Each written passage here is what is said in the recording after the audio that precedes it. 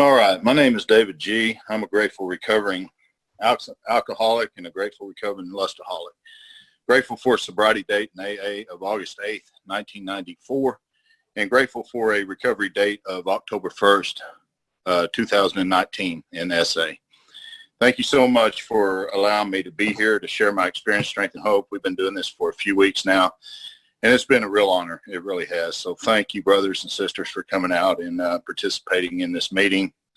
And like I always say each week, I just really wanted to be known that I'm only here to share my experience, strength, and hope. I am not a guru of the Big Book of Alcoholics Anonymous in any way. I'm not a historian. I'm not a doctor. I'm not any of that. If anything that I say here today doesn't coincide with the Big Book of Alcoholics Anonymous, please disregard it. And also, I would like to say that anything I say here today that doesn't line up with what your sponsor tells you, I want you to know your sponsor is right. I know that I would be listening to mine no matter what was said or how good it was. I'm just here to share my experience, strength, and hope with somebody who has studied the book for a great many years. We've talked about last week the doctor's opinion. We looked at the physical allergy coupled with the mental obsession. I tried as best I could to share my experience, strength, and hope with that. That's sometimes a hard thing to do, especially in the fellowship of SA. But I feel like it went very well, and I felt like we were able to uncover some things in that chapter that was very helpful. I know it was for me. So thank you again for allowing me to be here. This week, we're going to be in Bill's story. We're going to be looking at chapter 1 in the Big Book. I can remember whenever I first came into AA, I'd sit around for some time. And I really wasn't doing anything. I was just coming to meetings, and I got pretty miserable pretty quick. And, there was an incident. My youngest son had just turned 6 years old, and he drowned in Lake Monroe, Indiana. And it was just a terrible time. I was about 9 months sober at that time, and I was just absolutely going insane and crazy. I mean, this mind had come on me in a way that I just had no control to shut it down. And so I flew out and graciously attended his funeral sober for the first time probably in my life. I was sober. And I flew out, and his mother had me to bring the other son back, which I didn't want to do. And that all that summer, those 2 or 3 months that I had my son, I was just miserable that whole time. And I know that I had a premeditated relapse in mind. I did. And I took my son at the end of the summer. I took him and dropped him back off at the airport and flew him out. And I can remember I was on my way to stop at a nearby liquor store, when sanity returned, and I stopped and I made a phone call back to a place where I had been incarcerated, as I call it, one more time. But there was a guy there that was really structured in the Big Book. And so I talked with that man for some time, and one of the things he asked me was about the program of Alcoholics Anonymous versus the fellowship. I really didn't have any idea what he was talking about, but he was talking about the program that's outlined in the book. And so after I told him, yes, I've read the book, I understand the book, this and that, he said, why don't you flip over to page 1 in the Big Book and let's take a look at some things. And so automatically I went to page 1, which is Bill's story, or so I thought. And he said, no, I'm talking about the first page of the book. And this went on for some time. He finally got aggravated and asked me, do you even have a book? And, I was aggravated with him, and I said, yes. And of course, he finally convinced me that, I was not looking at the first page. And in most books, if you will open up to the first page is blank. And he said, well, this is what you know about the program. Absolutely nothing. You know a lot about the fellowship. You know a lot about the sayings, the readings. You do that quite often. But from what I see in meetings, you've not applied the program of recovery. So today we're going to start on page 1, not the first page in the Big Book, but page 1, Bill's story, chapter 1. And that's where we're going to pick up. And again, I'm not a historian. There's probably a lot of people on this call that has more insight about Bill's history than I do, and I think that's great. I know that Google is a good source of information there. I don't try to go back and pick Bill's history apart, where he went to school, what he did, all of this. I'm really looking for the message that applies to me in this story. For a long time, I sat around in the fellowship and I said, I can't identify with Bill Wilson. I just can't identify with him. He was from a different part of the country than I am. He was a New York stockbroker, speculator, whatever you want to call it. He went to law school for a little while. He done all of these things. And I just can't relate to Bill. Now, I can relate to some of his drinking, in fact, quite a bit of his drinking, but the rest of his story I can't really relate to. And so it wasn't until I met Charlie P. and we started going through this story together that I really began to get a better understanding of the, he asked me to take a look at the similarities, not the differences. And so as I read Bill's story, that's one of the things that I would like to look at and share my experience on what has been so helpful to me as I went through this story. I've kind of disregarded all of that other thinking that I had previously thought, and now I'm looking at it from a new perspective. So let's do that today. We're going to start chapter 1's Bill's story. And we know that Bill's the co-founder of Alcoholics Anonymous. And he says this. He says, war fever ran high in the New England town to which we knew young officers from Plattsburgh were assigned. I can't relate to Bill at all right there. He said, we were flattered when the first citizens took us into their homes, making us feel heroic. Here was love, applause, war, moments sublime with interval hilarious. Now let's look at what I can identify with Bill Wilson right here in the first paragraph. I was a part of life at last. Now I felt that way whenever I drank liquor. I felt that way whenever I'd done other things. I felt that way whenever I would act out at different times. I would feel like I was a part of life at last. In the midst of that excitement, he says, I discovered liquor. I forgot the strong warning and the prejudice of my people concerning drink. In time, we sailed for over there. Here's where I can relate to him again. I was very lonely and again turned to alcohol.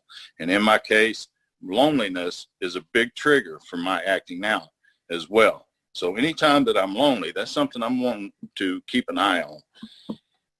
He said, we landed in England.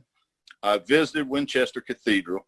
And man, there's a whole history behind that. Google Winchester Cathedral, Bill W., and see what pops up. He says, much moved, I wandered outside. My attention was caught by a doggerel on an old tombstone. Here lies a Hampshire grenadier who caught his death drinking cold small beer. A good soldier is near forgot whether he dieth by musket or by pot. And so when I first come into the program, I automatically thought that that was, medical marijuana or something of that nature. I've since learned different. It has nothing to do with any of that. I was given a picture of this man, Thomas Thatcher was his name. I was given a picture of a tombstone that had this very thing on it, and I still have that to this day. So this man's name was Thomas Thatcher. Bill says, it was ominous warning which I failed to heed. 22 and a veteran of foreign wars, I went home at last. Now, I can definitely relate to Bill Wilson right here. I fancied myself a leader. For not had the men of my battery given me a special token of appreciation, my talent for leadership, I can relate to him there, I imagine would place me at the head of vast enterprises which I would manage with our utmost assurance. Bill says he took a night law course and obtained employment as an investor for a surety company. The drive for success was on. I can relate to Bill again right here. I would prove to the world that I was important. That was one of my biggest defects. I always needed to prove something to someone. I needed to prove to the world and to myself that I was important. I had no idea that that was my ego and that it would lead me down a road that would make me feel like I was important, and it would strip me away from all of that and just destroy me, my family, and everybody about me. Bill says my work took me about Wall Street, and little by little I became interested in the market. Many people lost money, but some became very rich. Why not I? That would be one of my questions. I studied economics and business as well as law. Potential alcoholic that I was, I nearly failed my law course at one of the finals. I was too drunk to think or write. Now here I can most definitely relate with Bill again. Though my drinking was not yet continuous, it disturbed my wife. Now, that's definitely my experience. We had long talks when I would still her forebodings by telling her that men of genius conceive their best projects when drunk, and that the most majestic construction of philosophic thought were so derived. So Bill says by the time he completed the law course, he knew the law was not for him. The inviting maelstrom of Wall Street had him in its grip. Business and financial leaders was his hero, and out of this alloy of drink and speculation, I think that's why Charlie always called him a New York stock speculator, rather than a New York stockbroker. He says, I commenced to forge the weapon that would one day turn in its flight like a boomerang and cut me all but to ribbons. Now, there was a story in some of the other literature that the boomerang really hadn't been mastered. And it was said that Bill was raised by his grandparents. So one of the things that he done was out of the headboard of his bed, he had cut a boomerang, and he had got outside. He went to practicing with that, and he got to where he'd throw it and he'd come back, throw it and come back, and he ended up breaking a flower pot of his grandmother's, and it turned out to be a really big deal. But if there was something that Bill Wilson, somebody told him he could not do, he would definitely try to do it. So the story of the boomerang was that. But he talks about it like the disease. It would come back and cut him all but to ribbons. Living modestly, my wife and I saved $1,000. It went into certain securities, then cheap and rather unpopular. I rightly imagined that they'd someday have a great rise. I failed to persuade my broker friends to send me out looking over factories and management, but my wife and I decided to go anyway. And I had developed the theory that most people lost money through stocks, through ignorance of market. I discovered many more reasons later on. We gave up our positions and off we whirled on a motorcycle. The sidecar stuffed with tents, blankets, change of clothes, and 3 huge volumes of financial reference service. So it was said that Bill had taken this information, he had went out, and that he had secured some of these companies. And by the end of the year, you know, it looked like he was doing pretty good. But of course, like with all of us, the disease comes back, and that's what it's going to do right here. Our friends thought a lunacy commission should be appointed. Perhaps they were right. I'd had some success at speculation. So see, there it is again. So we had little money, but we once worked on a farm for a month to avoid drawing on our small capital. That was my last honest manual labor on my part for many a day. They covered the whole eastern United States in a year. And at the end of it, his reports to Wall Street procured him a position. There was the use of a large expense account. The exercise of an option brought him more money, leaving us with a profit of several $1,000s for that year. I've had that experience many times in my own experience, that I would build up all of these bright outlooks for my family. There would be success just right in front of me. And because of the disease, it would just take it all away. And that's what is going to happen here with Bill. He said, for the next few years, fortune threw money and applause my way. I had arrived. That's another place that I identify with Bill. I feel that I had arrived on many different occasions. My judgment and ideas were followed by many to the tune of a paper million. The great boom of the late 20s was seething and swelling. Drink was taking an important and exhilarating part of my life.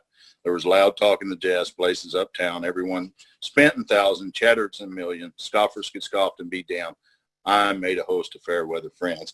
You know, we're going to look at where Bill, what I see here in these pages, in these first few pages, is how the disease begins to grow in him. And if I look at that in my own experience, I see how it began to grow in me as well. You know, he's going to talk about it being more serious proportions. He starts to lose friends, extreme drunkenness. He contracts golf fever. He goes to the country, and he just is just on and on and on. So let's go to page 4, and we'll take a look at the first full paragraph where he says this. Abruptly, in October 1929, hell broke loose on the New York Stock Exchange. After one of those days of inferno, I wobbled from a hotel bar to a brokerage office. It was 8 o'clock, 5 hours after the market closed. The ticker still clattered. If I look at my experience with that sentence, the ticker has clattered inside of me. I don't know for how long, even after getting sober. But this was something different. Sometimes I like to read between the lines and try to base my experience on what the book is saying. And that's what I see there. It was staring at an inch of tape, which bore the inscription XYZ 32 had been 52 that minute. That morning, I was finished, and so were many friends. It talks about this. The papers reported men jumping to death from the towers of high finance. That disgusted me. I would not jump. So Bill did exactly here what I would have done and what most people would have done. I wouldn't have killed myself at that point. I would have went back to the bar. I would have went back to the internet. I would have done whatever I needed to do to get me out of that mindset. And that's the same thing he done. He said, my friends had dropped several million since 10 o'clock, but so what? Tomorrow was another day. As I drank, the old fierce determination to win come back. I definitely have had that experience over and over. Let's look at the bottom paragraph.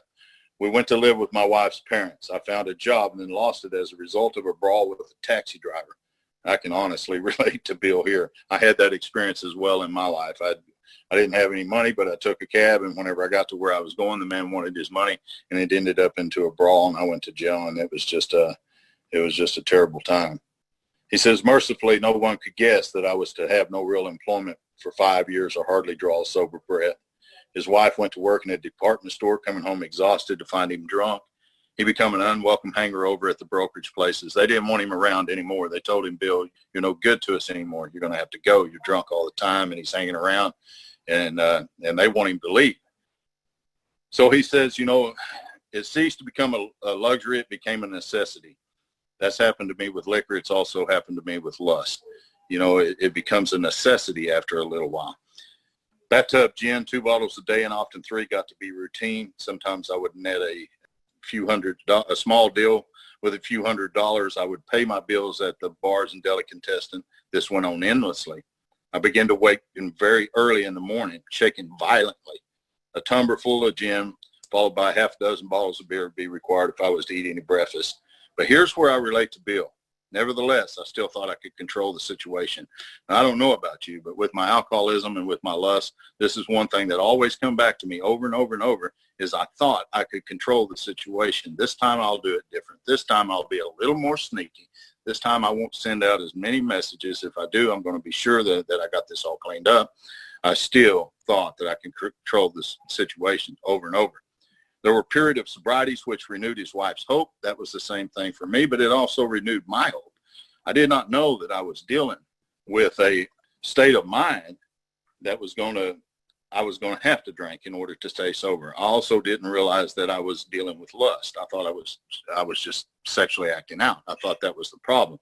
I didn't have any idea that I was dealing with lust. So there would be period of sobrieties which not would only renew her hope, but it would renew mine as well.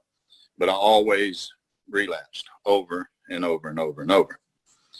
Well, Bill says gradually things got worse. The house was taken over by a mortgage holder. His mother-in-law died. His wife and father-in-law became very ill. But look what he says. Let's skip a paragraph right there and let's go to this next one. He says, I woke up and this had to be stopped. I saw that I could not so much as take one drink. So by this time, Bill's like most of us. He knows there's a problem. He knows he needs to stop, but he can't. I was through forever. Before then, I'd written a lot of sweet promises, but my wife happily observed that this time I meant business, and so I did. So if you would put those up, this was given to me by a friend in East Texas, and these is some of the sweet promises that he had pledged to his wife on other occasions. On October 20th of 1928, this is what he had written. This was found in the family Bible. It said, to my beloved wife that has endured so much, let this stand as a pledge to you that I have finished with drink forever. And I'm sure in Bill's heart, he meant that with all of his heart. That's how I felt as well as far as the drink. That's how I felt with the lust on several different occasions. I just didn't realize that I wasn't going to have the power to do that. Look at the sweet promise that he made to her on Thanksgiving Day, 1928. What's that, a month later, or thereabouts? My strength is renewed 1,000-fold in my love for you. January of 1929, just a couple of months later, I tell you once more that I'm finished with it. I love you. September 3rd of 1930, finally, and for a lifetime, thank God for your love. And so I think a lot of us have had this same experience. We have made these promises not only to others, but to ourselves. But what I didn't realize that I was dealing with an obsession to the mind and an allergy to the body. And I had no idea that there was a gaping hole on the inside of me, and my life was completely unmanageable. I was without power to stop. It wasn't that I didn't believe in something. I just didn't have the power to stop it. And that's the same thing that we see here. So that's my experience with that. If you would go to page 6, and let's look at the paragraph that starts with the remorse, the horror, and the hopelessness of the next morning are unforgettable. And for those of us that battle with the addiction of lust as well as alcoholism, My God, I think we could relate to this so much. The remorse, the horror, the hopelessness of the next morning. I wake up and I'm like, my God, how did it ever happen again?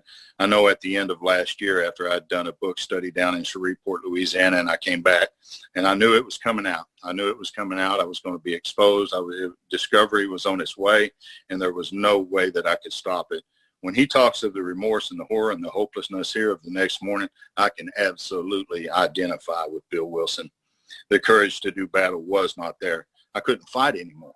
I was done. I was finished. That turned out to be a good thing. In fact, a great thing.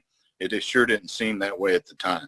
My brain raced uncontrollably, and there was a terrible sense of impending calamity. I hardly dared cross the street lest I collapse and be run down by an early morning truck, for it was scarcely daylight, and all-night place supplies me with a dozen glasses of ale. Thank God I was sober in the Fellowship of Alcoholics Anonymous, because had I drank again during this time, and I felt that was coming pretty strong or pretty quick, and there's no telling what would have happened to me today. Thank God I found the program of Sexaholics Anonymous with a bunch of loving people who have stood beside me and said, you know what, David, I understand where you're at. Whereas I had met other people in other fellowships that there was a lot of judgment, and rightfully so, because I'd hurt a lot of people with my actions. So when Bill talks about these things here, I definitely can understand in his story why it's written this way. Let's look at the bottom paragraph. The mind and the body are marvelous mechanisms, for mine endured this agony 2 more years. That's a long time. Sometimes I stole from my wife's slender purse in the morning when the terror and the madness was on me. Again, I swayed dizzily before an open window or the medicine cabinet where there was poison, cursing myself for being a weakling. I felt that being weak before. I know what he's talking about. There were flights from city to country and back as my wife and I sought escape. Then come the night when the physical and the mental torture was so hellish that I fear I would burst through my window sash and all. Somehow I managed to drag a mattress to the lower floor unless I suddenly leave. Doctor came with a sedative, and this is exactly what I would do. Next day, he found me drinking both gin and sedative. So that combination landed him on the rocks. He ends up 40 pounds underweight. But here's an interesting paragraph on page 7 that I like to pay close attention to as I read this. He says, my brother-in-law is a physician. Now, we know that this physician was not Dr. Silkworth. It was a man by the name of Leonard Strong, and he was Bill's brother-in-law.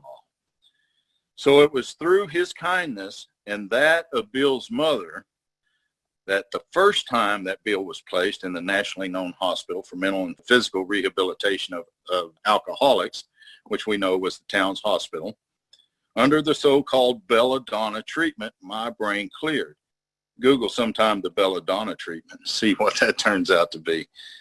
Hydrotherapy and mild exercise helped much. Best of all, now right here's where he meets Dr. Silkworth for the first time. He says, I met a kind doctor, talking about Silkworth, who explained, though certainly selfish and foolish, I had been seriously ill bodily and mentally. Now I think in my case, when someone finally set me down, they helped me to understand that I was seriously ill, bodily and mentally, that they showed me through this book and through my experience and their experience, the physical allergy and the mental obsession. The same thing happened to me that's fixing to happen to Bill. But it's not enough. It just is not enough for people like us. It relieved me somewhat to learn that in alcoholics, the will is amazingly weakened when it comes to combating liquor. That's kind of how it is for those of us who battle lust. Though it often remains strong in other respects. That's what I would always say. Man, I'm strong in every area of my life except for this one. Why can I not get a handle on this? I just can't understand it. But Bill says here his incredible behavior in the face of a desperate desire to stop was explained. He finally understood what was the matter with him. Understanding myself now, I fared forth in high hope. For 3 or 4 months, the goose hung high. Bill was sober. He went to town. He done all this stuff. He made a little money. So he says, surely this was the answer, self-knowledge. So we see that Bill got sober in this particular time on self-knowledge. And I think a lot of times, and I know for myself, I would come in, I would read all of the history of AA, I would read all this about Bill, and I would throw all this information out there, all this self-knowledge, but I had very little experience to go along with it to back any of it up. And so for me, self-knowledge is a good thing to have, but it most definitely will not keep me sober, and that has been my experience over and over. Either it wasn't Bill's either. He says here, it was not, for the frightful day came when he drank once more. Now, this is after a period of time. Now, most of us know that when we act out after a period of time, usually the curve of our declining moral and bodily health, and for a lot of us, our mental health as well, it falls off like a ski jump. And after a time, he returned to the hospital again. So this was the finish, the curtain, it seemed. My weary and despairing wife was informed that it would all end with heart failure during DTs, or I would develop a wet brain perhaps within a year, and she would soon have to give me over to the undertaker or the asylum. So we know that Bill was headed for upstate New York, that he was going to be in a wet brain clinic, and that he would never return. But the grace of God had something more powerful in mind for Bill, as it did for most of us on the call and around this world today. He said they didn't need to tell me. I knew and almost welcomed the idea. It was a devastating blow to my pride. I want to look at that next paragraph, because right here is where Bill took the first step. And what this shows me, and this has been my experience as well, because I have taken the first step on many occasions, not only in Alcoholics Anonymous, but in Sexaholics Anonymous too. This was not my first trip to SA. I have felt this with all of my heart, and I meant it. I meant it with all my heart that I was not going to do it again. But I did, and so did Bill. No words could tell of the loneliness and despair that I found in that bitter morass of self-pity. Quicksand stretched around me in all directions. I had met my match. I had been overwhelmed. Alcohol was my master, and that's exactly how it was with me, and so was lust. Lust was my master. I just could not stop. I'd taken the first step the same as he did. I felt like I was on my way. I relapsed again and again and again and again, same as he did. Trembling, he said, I stepped from the hospital a broken man. First time he got sober on self-knowledge on the page prior. This time he's going to get sober on fear. Fear sobered me for a bit. Fear can't sober any of us for very long. Fear is not enough, and it wasn't for him. Then came the insidious insanity of that first drink on Armistice Day, 1934. He was off again. Everyone became resigned to the certainty that he would have to be shut up somewhere, or he would stumble along to a miserable end. How dark it is before the dawn. What a promise in this book. How dark it is before the dawn. In reality, that was to be the beginning of his last debauch. He was soon to be catapulted into what he liked to call the fourth dimension of existence. Now, we're going to hear Bill mention this many times in this book, the fourth dimension of existence, the fourth dimension.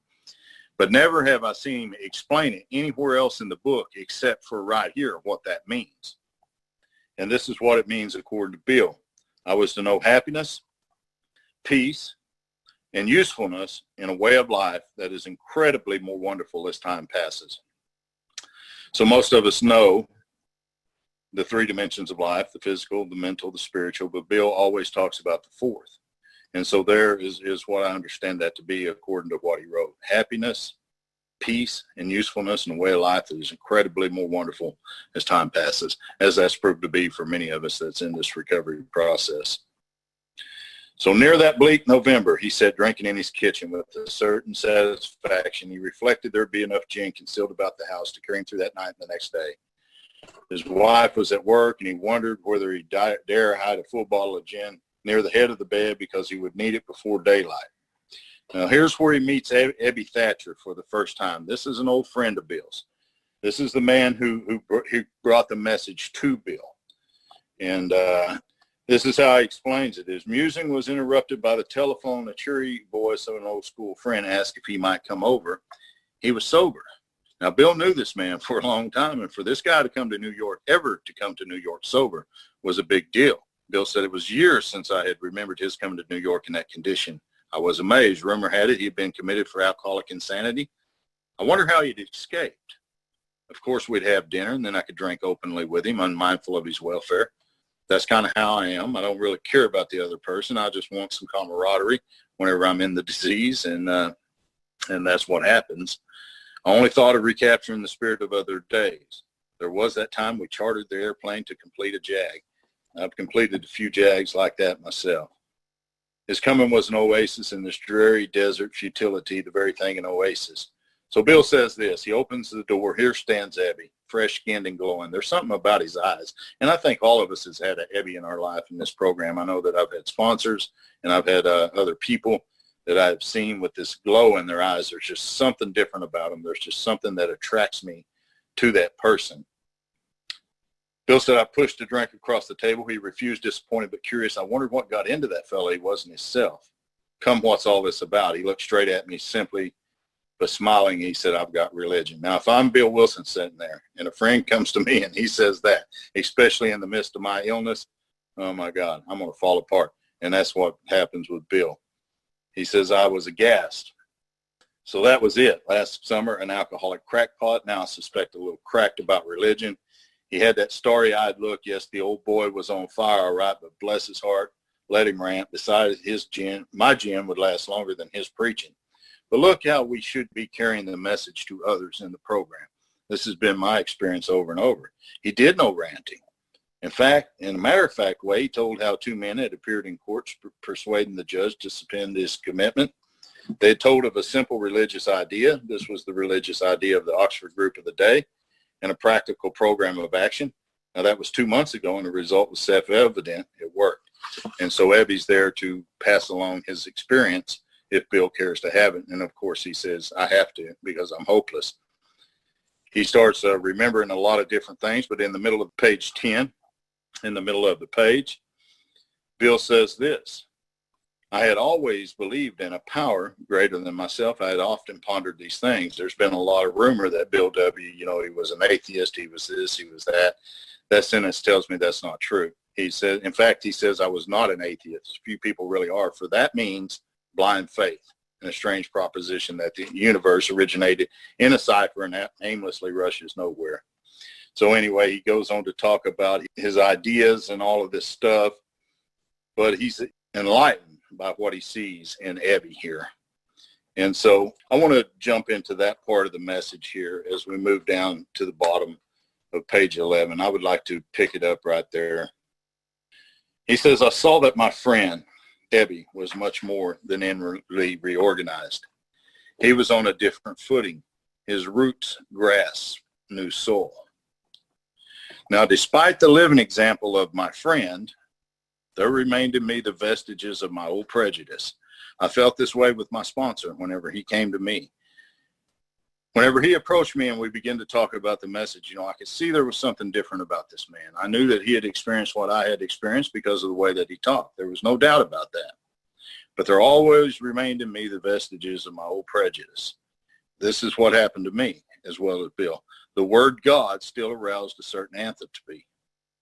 When the thought was expressed that there might be a God personal to me, and that's one of the things that the program has taught me in my experience is that I will have a God personal to me.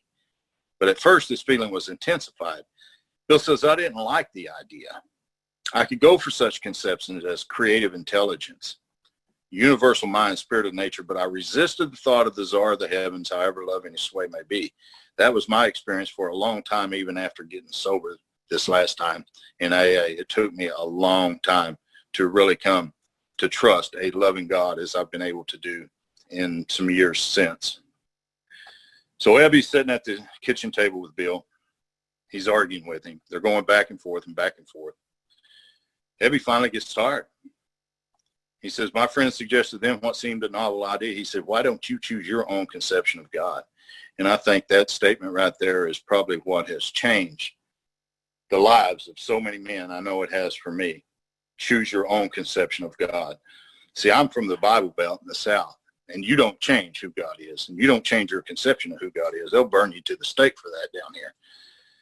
But I had a person tell me one time, you will never be able to change who God is, but you can change your conception. And it made more sense to me whenever he put it like that. So it takes a long time for some of us to grow out of that. I know it did for me. Bill said that statement hit me hard. It melted the icy intellectual mountain in whose shadow I had lived and shivered many years. He was afraid of God, same as me. Bill said, I stood in the sunlight at last. Bill's had an experience right here, sitting at the kitchen table drunk. So let's look at what happened to Bill. It was only a matter of being willing to believe in a power greater than myself. Nothing more was required of me to make my beginning. I saw that growth could start from that point. Upon a foundation of complete willingness, we find that in step 1, I might build what I saw in my friend. Would I have it? Of course I would. Right here's where Bill took the second step, as far as that I can read in the big book of AA. This man is sitting at the kitchen table drunk. He's arguing about God back and forth with his friend, and he has an experience that is going to change his life forever. And look what he says. Thus I was convinced God is concerned with us humans when we want him enough. And that had always been my problem. I wanted him, and quite a bit while I was in jail, or while my wife was starting to find out about my escapades. I really needed and wanted God. And like Bill said, it came. But look what he says. He says, at long last, I saw, I felt, I believe. Bill experienced step 2 right there. Now let's look at how he explains his spiritual awakening, and what a beautiful way it is. He says, scales of pride and prejudice fell from my eyes. And when that happened for me, nothing but a new world could come into view. And that's whenever he had the awakening, the experience that changed his life forever. So right here's where Bill took his second step. A lot of people say you have to be sober for this amount of time and that amount of time before you can work the steps 1 and 2. And that wasn't this man's experience. He took it while he was drunk, or had the experience. He said, the real significance of my experience in the cathedral burst upon me. For a brief moment, I had needed and wanted God. And he came. He said, but soon the sense of his presence had been blotted out by worldly clamors. I bet you most of us could identify with that.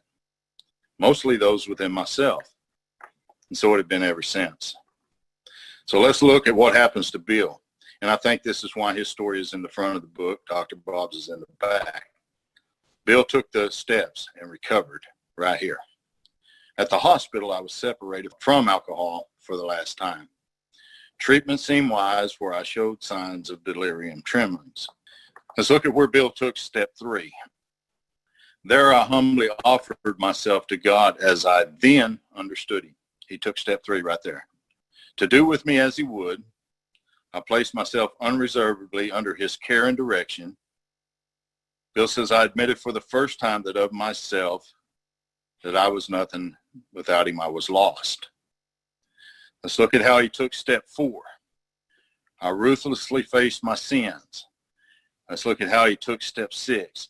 I became willing to have my newfound friend. Now notice that's capital F, not small f. So he's talking about God here, not Abby. My newfound friend, to take them away, root and branch, step 6 and 7. Here's the great miracle. I've not had a drink since.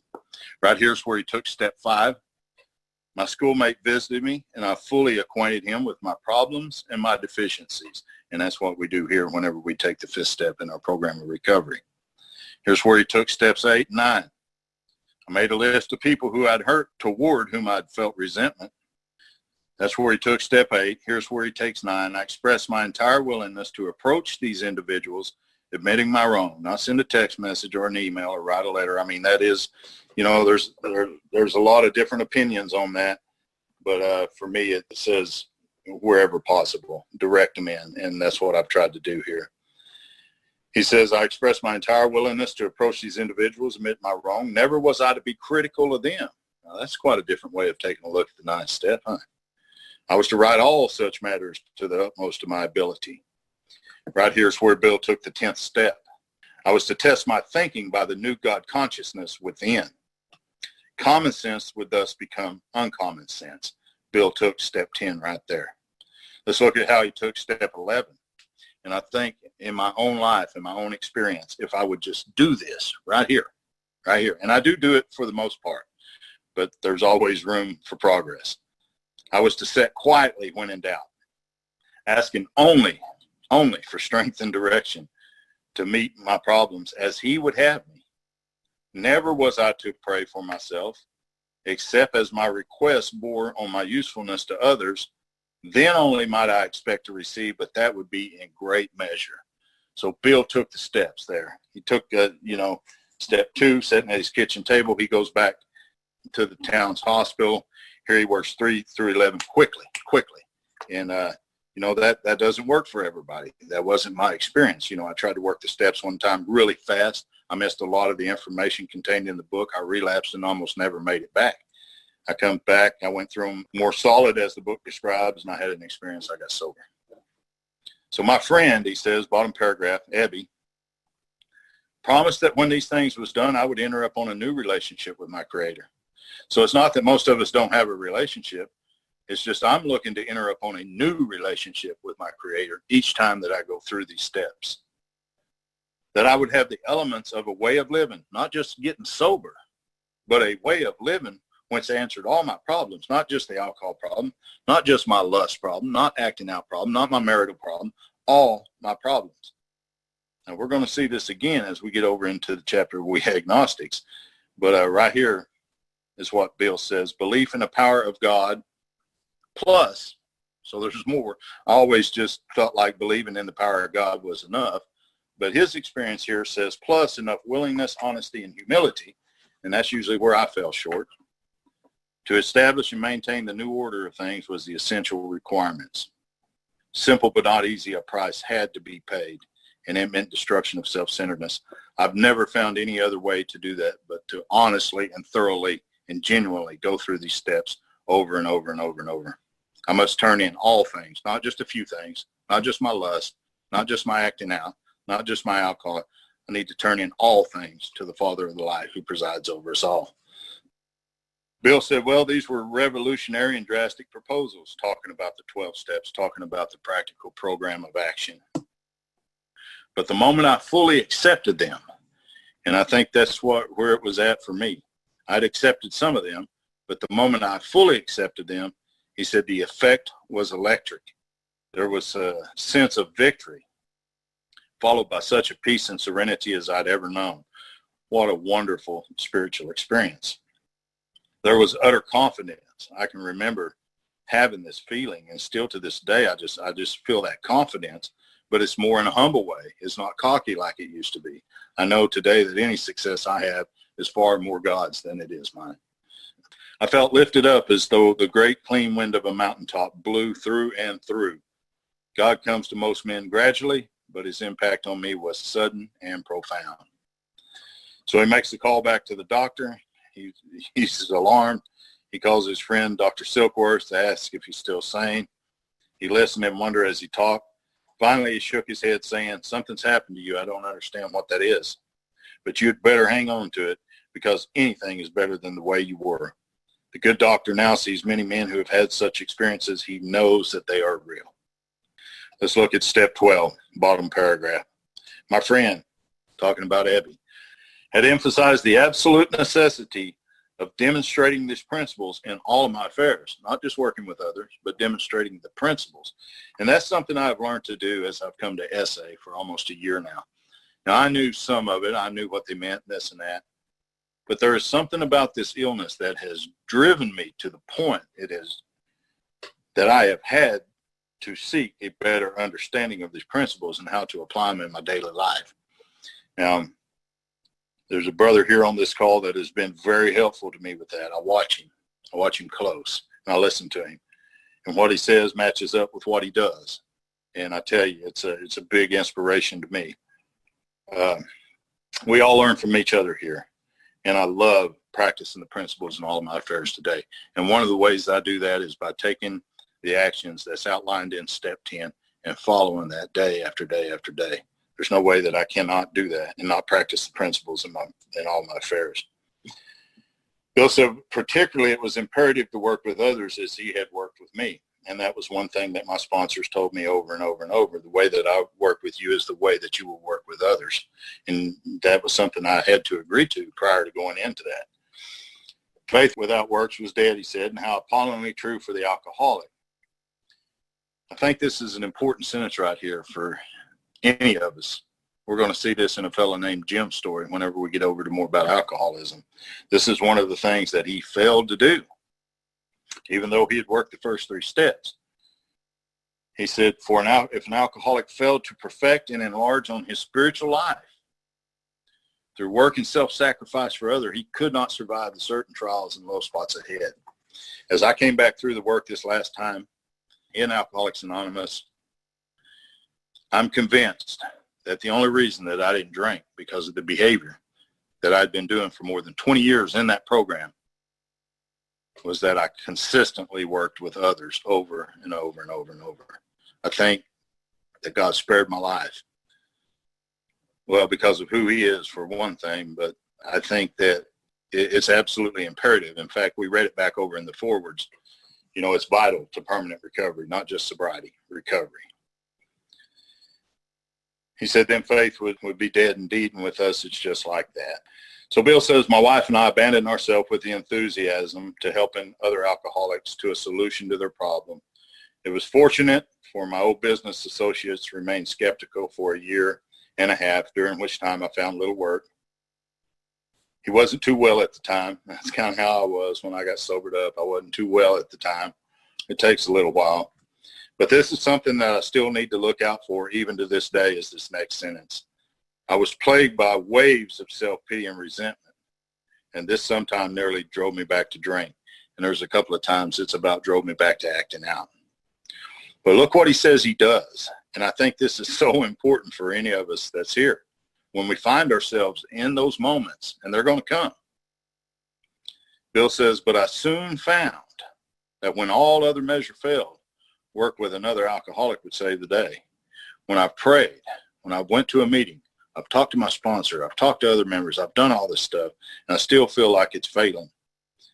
The one thing that I've always done that I was taught to do was to call another alcoholic or sexaholic, ask him how his day is going, what's going on in his life, and then my orders were to sit back and shut up and let him do the talking. He'll be more than happy to talk about himself. I'll be so aggravated about that it takes me out of me, and I just worked over and over and over. He says he would be amazingly lifted up and set on his feet. It's a design for living that really works.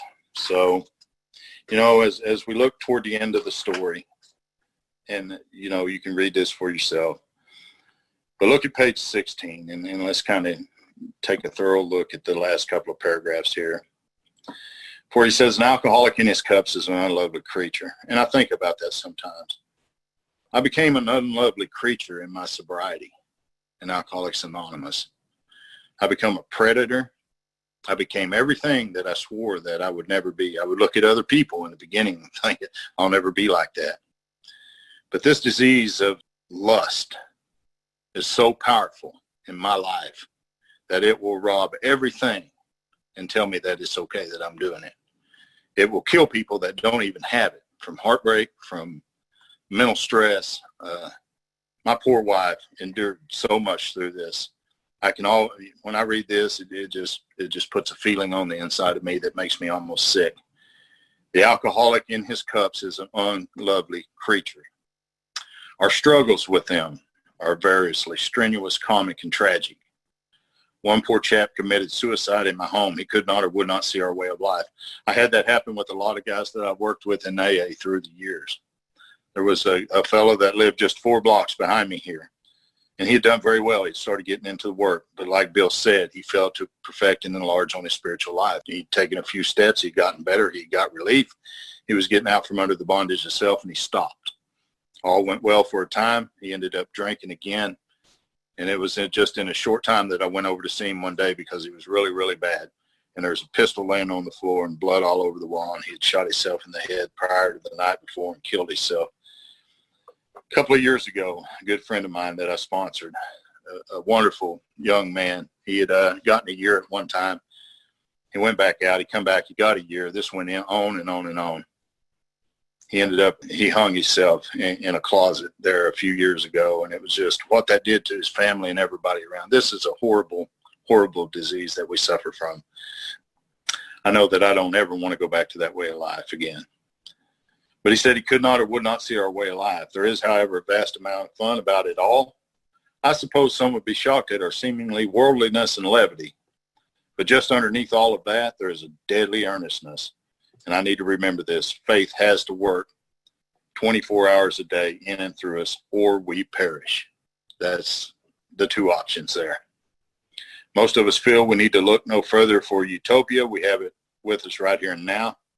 Each day, my friend, his friend Debbie's simple talk in their kitchen multiplies itself in a widening circle, and peace on earth and goodwill to all men. Bill W., co-founder of AA, died January 24th, 1971.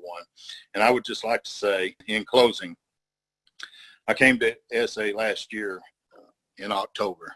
Toward the end of September was a really, really bad time. And I really felt like there wasn't going to be anything left for me as far as being able to work with anybody again based on what I had done. But I just want to thank you guys so much for welcoming me to the fellowship of SA. And I know that a lot of my experiences is in SA and, AA, but SA has saved my life. And I will never not tell that to anybody who asks. You know, I won't be all over town broadcasting that, but I've been able to help men in our church. I've been able to help men in our community, and I've been able to walk this road with you guys. And that's been a beautiful process for me. I find myself sometimes still getting in old behaviors. I want to argue on a chat group or something like this or this. And, you know, and I really apologize for that because that's something that I just don't do anymore. None of that is worth it to me. And, you know, it doesn't do anything but try to feed my ego. All I want to do is continue to live the rest of my life and recover. And, you know, this promises me that I can do that one day at a time with God's help and with your help. And so there again, anything I said here today is strictly my experience. If your sponsor has showed you something different, your sponsor's right, not me. You should always listen to him. This is based off of my experience, not any knowledge that I picked up. We could have went deep into the history and made this thing last 2 or 3 weeks and built a story. But there's so much more meat on the bone coming up. It's going to be a beautiful process. And I just look forward to sharing that with you guys as it's been shared with me. So thank you very much. I appreciate it. Thank you, Dennis.